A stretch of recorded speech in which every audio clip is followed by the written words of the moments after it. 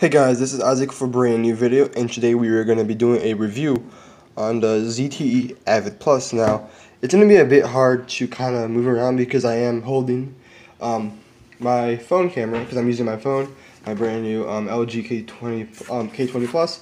But this is a review, just doing a year in review of the ZTE Avid Plus. I got this phone in the beginning of March of, you guys can see me.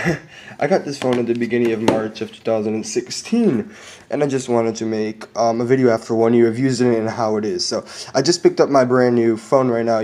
Well, not right now, but I picked it up yesterday. So I thought it was a great idea to just be like, hey, you know, I've had this phone for a year, and maybe some people are interested and would like to check it out. So to give you some quick information, this phone is usually, don't quote me on this, but they usually, I think, only sell it at Metro PCS and T-Mobile, because Metro PCS is owned by T-Mobile and it runs on its network, I believe.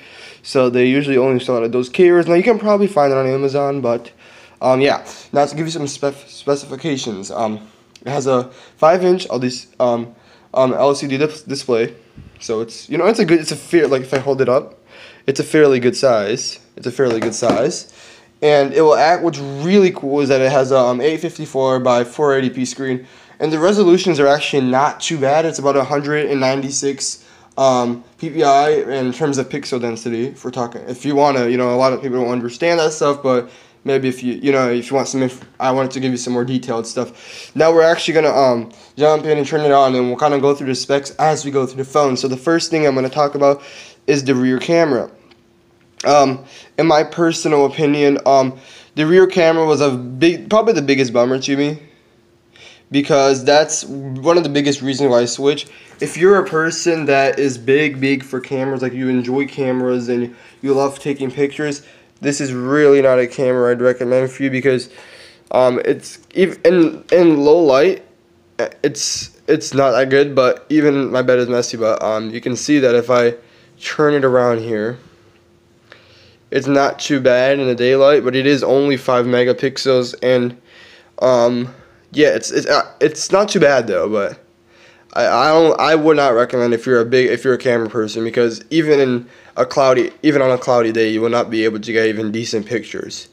So we're gonna go to the front-facing camera, which is just around 2 megapixels, which you can see me here filming with my LG.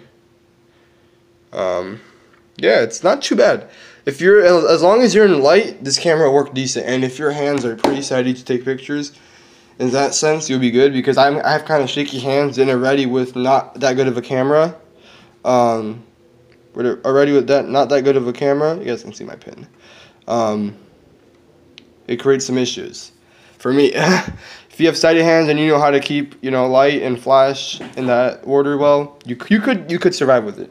Now we're gonna jump on. This thing has a 1.1 gigahertz Snapdragon, one of the first ones, Snapdragon 210, and a quad-core processor. So, in terms of running, it also, if I can put the camera down for a second, I can show you guys that it does have a removable battery. So, it does have a removable battery. Comes out. I'll talk about some more, so you guys can see how it starts up, and I'll kind of explain more of the specs as it starts up. In terms of startup time, there's no exact numbers, but it starts up in around less than a minute, to be honest with you. It starts up pretty dang fast. It's going to show some Metro PCS stuff, but as we keep going here, one of the thing that churned me the most to switch my phone after a year was the camera. Not the camera, the storage. So it only comes with 8 gigabytes of internal storage and 1 gigabyte of RAM. Now you might think 8 gigabytes, that's great, but it really is not 8 gigabytes, because iPhone, Android, every smartphone, they take away a hefty amount of your internal memory to actually have the phone run and pre-built applications. So by the end, when you actually get your phone, you only really have around, I'd say, 1 gigabyte in terms of 1.5, 2 gigabytes of storage. I'll actually go into that right now. So as we restart the phone here, we're gonna go into the settings, and we are gonna go, where is the storage? And you see that the total space is 8 gigabytes, but it's almost all taken. So you guys can see here. About 420 megabytes are available. My phone has a bit of issues in terms of storage, like After a while, it would not download stuff. So, yeah. So we're gonna go to use space, and you see how a lot of apps just take a lot of space. You see stuff like Snapchat. I don't have a lot of pictures, but you'll see that. All right, we got it running. So we go to download it, and it's gonna refresh with the latest app. It's a bit slow, but it runs pretty decently. So we're gonna wait for this to load really quick, as it's gonna show our apps, but all the space on each app. So almost there. But in the meantime, we'll be waiting for. While in the meantime we're waiting for that, it does have a the micro SD card. It is you can expand it to 32 gigabytes. It's up to 32 gigs. But the thing is that it does not work for apps. That's what pissed me off the most. Because I was like, oh, I'll just get an SD. You know, this one is working pretty well. But what I realized that it's only for pictures and videos, and I don't take that many, so it doesn't make too much of a difference. It has a 2300 mAh battery, as well as it runs on Google Android 5.1 Lollipop, which is not that bad actually. I like this. I really like this version of Android. It finally decided to load. Alright. So you see how a lot of my stuff takes space.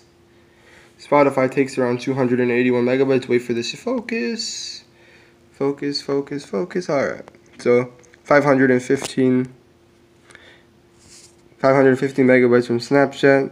281 megabytes from Spotify, Google, and you see, kind of goes down the list. Just average apps. It supports 4G LTE. Obviously you can see I don't have storage right now, but well, not storage, but I don't have like service. So we're gonna do a quick speed test after 1 year of using this phone. Never had any type of battery issues. Battery is probably one of my favorite things. It has very, very good battery. So we're gonna just go into Opera. This is an average browser. We're gonna open up, see how long it takes. 1, 2, 3, 4, 5, 6. About 6 seconds to load. And we're going to click over here. And we're gonna just type in. I have some searches already over here already. So I'll put Alpine, Texas weather, or NBA, either one. So that loaded fairly quickly in about a second and a half. Now that's also it's all going to depend on your Wi-Fi. So depending on your Wi-Fi, obviously, but the actual speed of the phone to load the app, and it's not just that. Even as Wi-Fi plays a big role with your processor, how fast it could take in the internet. So that's also why I'm doing this. We're gonna exit out of here and see how long it's gonna take to load the weather app, which is very important. People actually take the weather. So 1, 2, 3, 4. About 4 to 4.5, 5 seconds. Weather app did not take too long. I'm trying to do this one hand, guys, so sorry if it's a bit shaky. We're going to see how long it takes to load YouTube. 1, 2, 3, 4, 5. About 5 seconds to load YouTube, which is not that bad, actually. And we're going to go to one more app. Try this out. It's a Pocket Ukulele Tuner, which is just made to when I want to tune my ukulele that I play. And yeah, we're going to click 1, 2, 3, 4, about 4 seconds. So what I noticed, almost all the apps and even the searches have been anywhere around from the 3.5 to 5 second mark, which is very good. Like, this phone actually never had issues in terms of being slow. It always has moved fairly well. I never had any. The only occasional thing is that it would freeze, and it would be maybe a bit shit. You know, it'd be your average Android problems, but for the most part, it was a pretty solid phone. My complaints are definitely the storage. If you're a storage person, like I downloaded after 6 or 7 apps and said I had no storage left, and my phone kind of went bazonkers after that, and it wouldn't let me download or delete anything. It was really weird.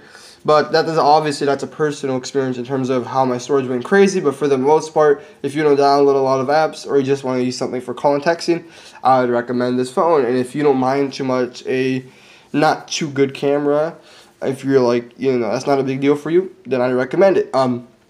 Pros. So we gave some cons. Not too many cons, but the pros I'd give are definitely the battery life. It's at 46, and I haven't used this phone in about a day and a half. I just left it sitting around.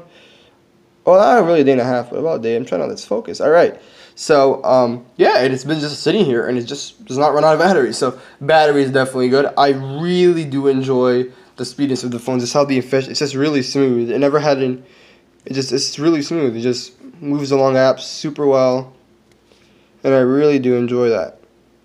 So, my phone is not focusing a lot, but yeah, guys, this is going to be it. Thank you for watching. If you want a part 2 or any other phones that I may have, I might also be thinking of doing a water test, because I have a walk with me. Walk over here. We have another ZTE. This was my dad's old phone that my sister kind of plays games with. It's out of battery, you can see. I can do a water test with this phone, and it might kind of, because this phone is supposed to be waterproof, but because of, I zoom in here, you guys can see the crack. And then I don't know if there is any type of actual hole where the water can seep in. Yeah, so thank you guys for watching. It's been Isaac, and I'll see you guys in the next video.